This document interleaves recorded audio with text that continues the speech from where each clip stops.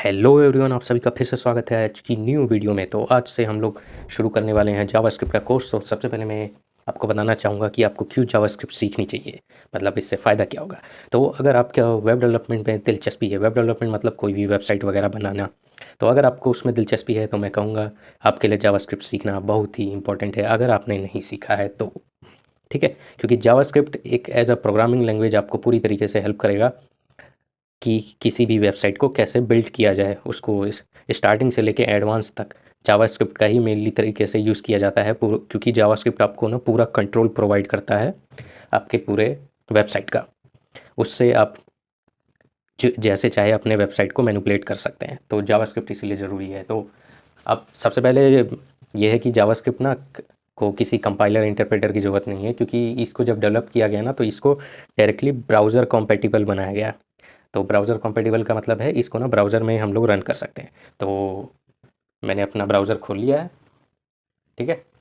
तो ये मेरा एज है, आप अगर ब्रेव या क्रोम यूज़ करते हैं तो आप वो भी खोल सकते हैं। इसमें सबसे पहले आपको राइट क्लिक करना है और इसमें ना एक इंस्पेक्ट ऑप्शन होगा, तो उस पर क्लिक कर देना। तब आपके सामने ना कि ये विंडो खुल जाएगी। इसको जूम पूरे स्क्रीन पे कर लेना और यहाँ पे ना एक कंसोल है, तो इस पर आ जाओगे ना, तो यहाँ पे आप अपनी ना जावास्क्रिप्ट एग्जीक्यूट करवा सकते हो। मतलब जो भी आप जावास्क्रिप्ट लिखोगे वो यहाँ पे आ जाएगी। तो मैं अभी कुछ लिखूँगा, मतलब हेलो वर्ल्ड जो कि पहला प्रोग्राम हर उसमें लिखा जाता है, तो ऐसे जावास्क्रिप्ट में लिखूँगा। अभी आपको सिंटेक्स देखने की ज़रूरत नहीं है, बस आप ध्यान से देखो कि लिखते कैसे हैं। तो console dot log hello world, ठीक है। तो ये इसने यहाँ पे हेलो वर्ल्ड प्रिंट कर दिया। तो यहाँ पे हम लोग अपना जावास्क्रिप्ट एग्जीक्यूट करवा सकते हैं। तो ये तो पहला तरीका हुआ कि आप कोई भी ब्राउज़र खोलो, उसमें डायरेक्टली इंस्पेक्ट करके डेव टूल्स को खोलो। इसे ना डेवलपर टूल्स कहते हैं। तो ये सब हर ब्राउज़र में इनेबल होता है। वहाँ पे बस आपको इंस्पेक्ट में जाना है तो डेव टूल्स आपका एक्टिवेट हो जाएगा और उसमें कंसोल में आके आप अपनी जावास्क्रिप्ट को एग्जीक्यूट करवा सकते हो, ठीक है। तो ये तो हुआ पहला तरीका, पर ये ना बहुत पेनफुल होता है। मतलब आपने देखा ही होगा कि अब यहाँ पे मैं स्क्रिप्ट लिखूँ या क्या करूँ, क्योंकि हमारा प्रोग्राम अब 2 लाइनों का तो होगा नहीं। तो उसके लिए एक दूसरा रास्ता है। दूसरा रास्ता है कि आप हम ना उसे चाहते हैं कि भाई जो हम जावास्क्रिप्ट का कोड लिख के वो हमारे मशीन पे ही चल जाए। मशीन मतलब विंडोज़ पे ही चल जाए, विंडोज़ हो या फिर अगर मैक है आप पे तो मैक पे चल जाए, लिनक्स है तो उस पे चल जाए। तो उसके लिए हम लोग नोड जेएस का यूज़ करते हैं। तो नोड जेएस क्या है, तो देखते हैं नोड जेएस क्या है।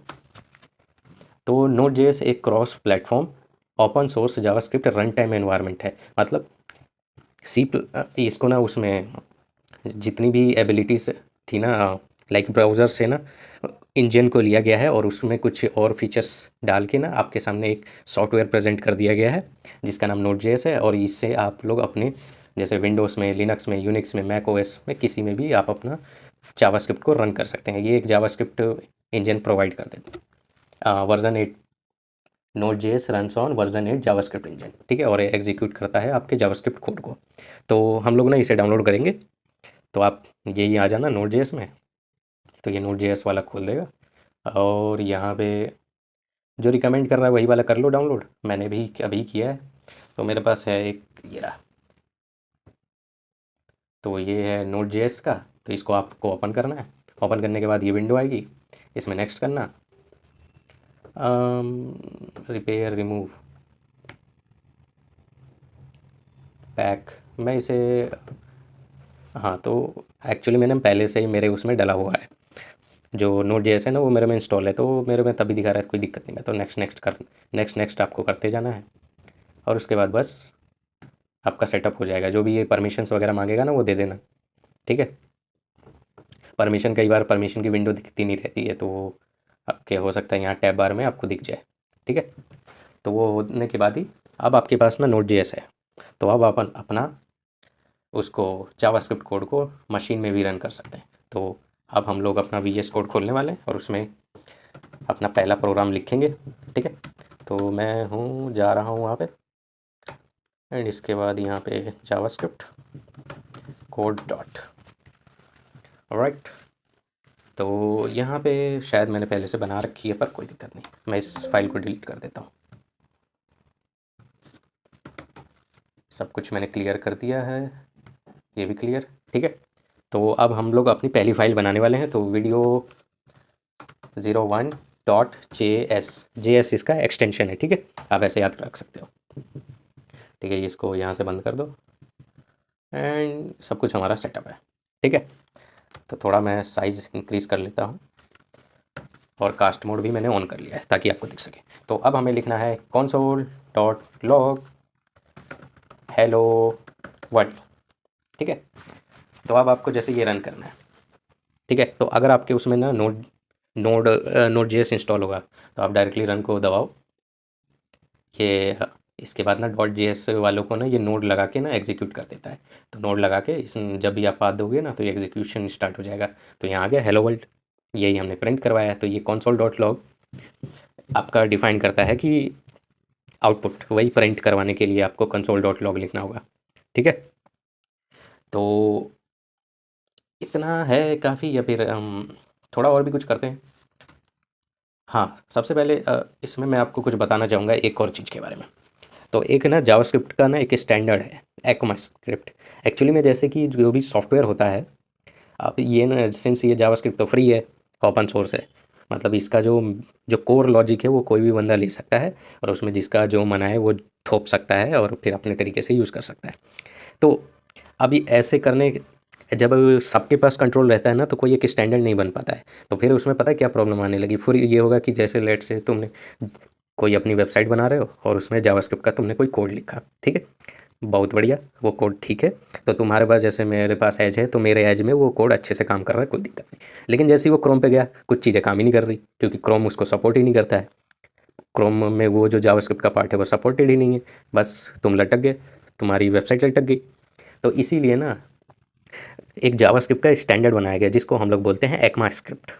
तो ECMAScript कुछ नहीं है, ये वो जावास्क्रिप्ट है जो हर जगह चलेगा, मतलब यही स्टैंडर्ड है बेस। अगर आपको कोई चीज़ें ऐड करनी है ना जावास्क्रिप्ट में तो आपको वो ECMAScript में ऐड करवानी पड़ेंगी, तभी जो नोड जेएस जो आपका चलता है ना वो चलने देगा, वो चीज़ों को चलने देगा और आपका ब्राउज़र जितने भी ब्राउज़र है वो सब एक्सेप्ट कर लेंगे जो भी आप चीज़ को रन करना चाहते हैं अगर वो ECMAScript में है तो। क्योंकि ECMAScript ही एक स्टैंडर्ड है जावास्क्रिप्ट का कि भाई उसमें ये कि लेट सपोज़ कि उसमें वेरिएबल बनाने के लिए हम लोग ऐसे लिखते हैं let a is equal to 10। पर किसी का मन ख़राब होता है तो वो बोल देगा भाई लेट की जगह कुछ भी बोल रहा हूँ, लेट से ए इज इक्वल टू 10। क्योंकि सिंस मैंने प्रोग्रामिंग लैंग्वेज बनाई, मैंने नहीं बनाई, मैं बस बता रहा हूँ, तो वो लेट की जगह ए भी यूज़ कर रहा है। तो उस जब वो अपने में करेगा तब तो चल जाएगा, लेकिन वो बाकियों में तो चलेगा नहीं क्योंकि बाकियों को तो पता ही नहीं है कि भाई ए बी, मतलब ब्राउज़र को तो पता ही नहीं चलेगा कि ए बी क्या है, ए बी है, ए है, क्या है। लेकिन लेट जब बताते तो उसे बता देते हैं कि ये एक वेरिएबल है। ठीक है, तो इसीलिए जावास्क्रिप्ट का जो स्टैंडर्ड है उसे ही ECMAScript कहते हैं। अब उसमें जानने को तो बहुत चीज़ें हैं, लेट से कि अगर मैं यहाँ पे ECMAScript को करूँ सर्च तो ये आ गया। ECMAScript एक स्टैंडर्ड है स्क्रिप्टिंग लैंग्वेज का जिसमें जावास्क्रिप्ट है, जेस्क्रिप्ट है और एक्शन स्क्रिप्ट है। ठीक है, तो ये स्टैंडर्ड है और कुछ नहीं।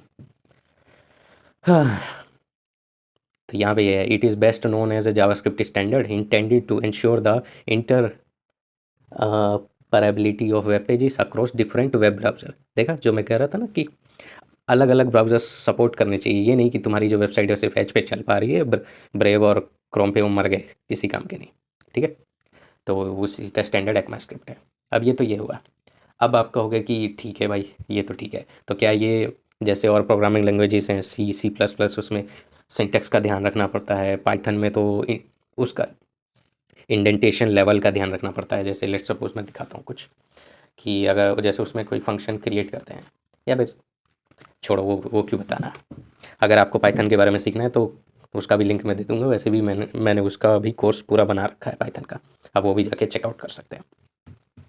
तो इसमें जावास्क्रिप्ट है तो इसमें भी आपके C++ की जगह ना ये सेमीकोलन लगाना ज़रूरी होता है। पर जावास्क्रिप्ट ना एक फ्रेंडली लैंग्वेज है, तो ये कहती है कि भाई देखो तुम कोई बड़ी गलती नहीं करोगे तो कोई दिक्कत नहीं, तब मैं संभाल लूँगा। अगर तुम्हारी कोई गलती बड़ी नहीं है तब, लेकिन तुम कोई बहुत बड़ी बड़ी गलतियाँ कर रहे हो, जैसे इसमें ना सेमीकोलन लगाना ना कोई लगाना ना, क्या बोल रहा हूँ मैं ये बोलना चाहता हूँ कि सेमीकोलन अगर आप नहीं भी लगाओगे तो भी चलेगा, कोई दिक्कत नहीं है।